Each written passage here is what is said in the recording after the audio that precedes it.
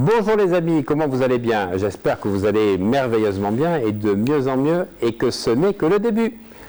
Mais vous savez quoi? Je ne me suis pas trompé dans le titre.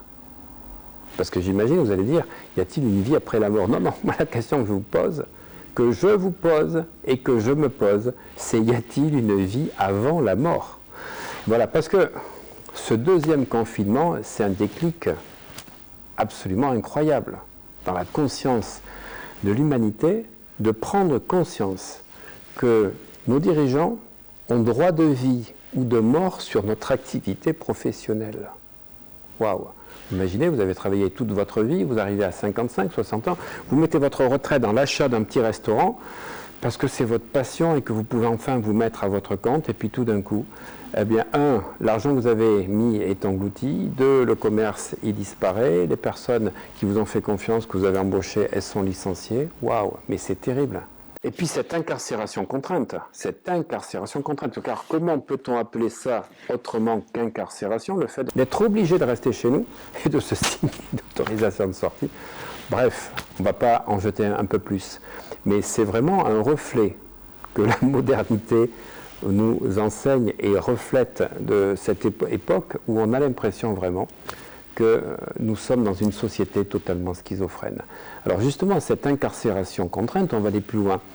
Quand on sort de l'adolescence et puis qu'on arrive ensuite à la retraite, qu'est-ce qui se passe entre ces deux périodes de vie?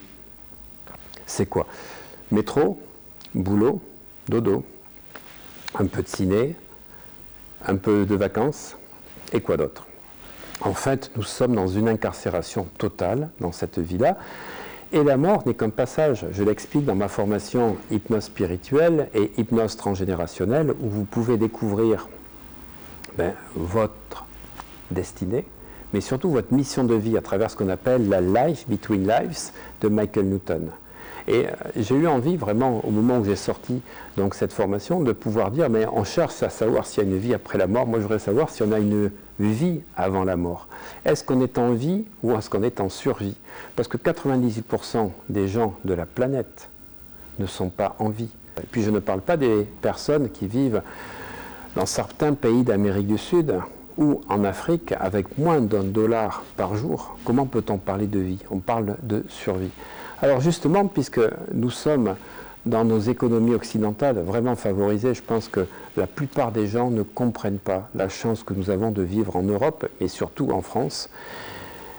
Et malheureusement, on voit beaucoup de gens déprimés avec des antidépresseurs et qui se shootent tout le temps alors qu'ils ne voient pas qu'ils ont une fantastique chance par rapport au reste du monde.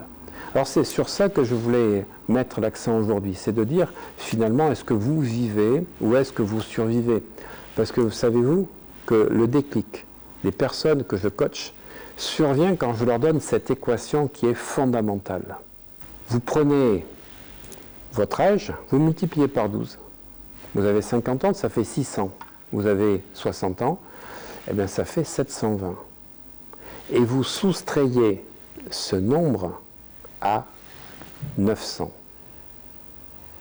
Eh bien, le nombre que vous voyez apparaître à l'écran, selon votre âge, c'est le nombre de mois qui vous reste à vivre.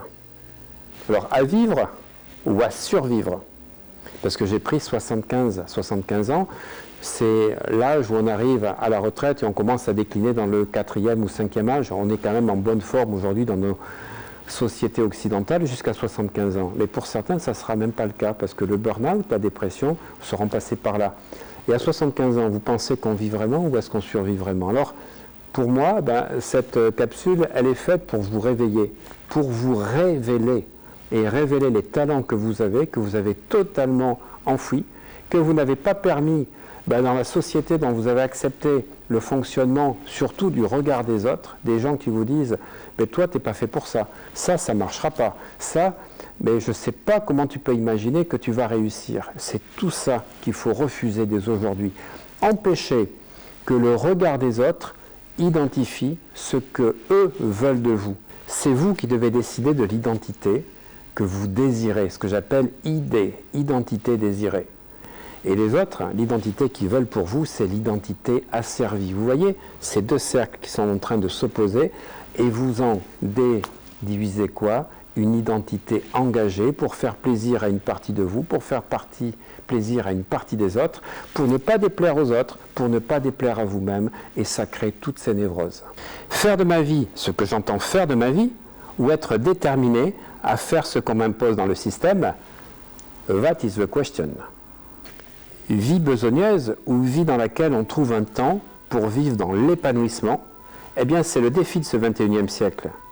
Être libre, mais pas que dans le monde visible, être libre du monde invisible, c'est-à-dire principalement de notre lignée générationnelle. Parce qu'il n'y a pas que développer des compétences marchandes ou indexées sur la valeur financière, mais se libérer du superflu pour retrouver la liberté d'un développement personnel vertical. Eh bien oui, les amis, c'est ça l'enjeu de ce 21e siècle. Être ou ne pas être, vivre ou survivre, surtout vous libérer du conditionnement que les autres vous imposent, de ce rythme effréné de la société. Et c'est pour ça que j'ai fait 2 formations qui correspondent à ça, qui n'étaient pas faites dans cet esprit, mais qui aujourd'hui pour moi ont du sens. C'est l'hypnose transgénérationnelle pour vous libérer du poids de votre psychogénéalogie qui fait que vous faites des choses qui ne vous correspondent pas et qui fait que vous avez des fois des actions ou des choses qui échouent parce que ça fait partie des informations qui sont transmises par ce qu'on appelle les gisants, c'est-à-dire les secrets qui sont transmis et des choses qui n'ont pas pu être accomplies. Et puis la deuxième chose, c'est le fait d'être dans l'instant présent. Parce que plus que jamais, vous avez 900, moins les mensualités que vous avez vécues jusqu'à présent. Je dis bien les mensualités, parce que pour moi, ça me fait rire. Et donc, il vous reste un X mois à vivre ou à survivre. C'est vous qui décidez.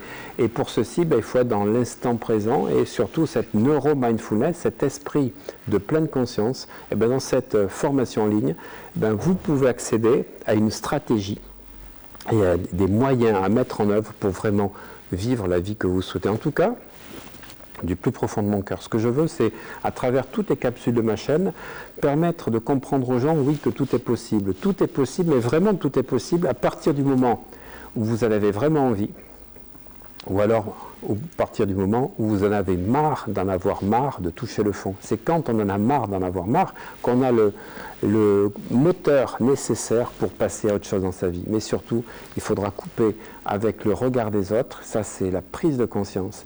Et après, mener votre vie, non pas par égoïsme, mais tout simplement parce que tout passe par vous, et ensuite définir votre mission de vie.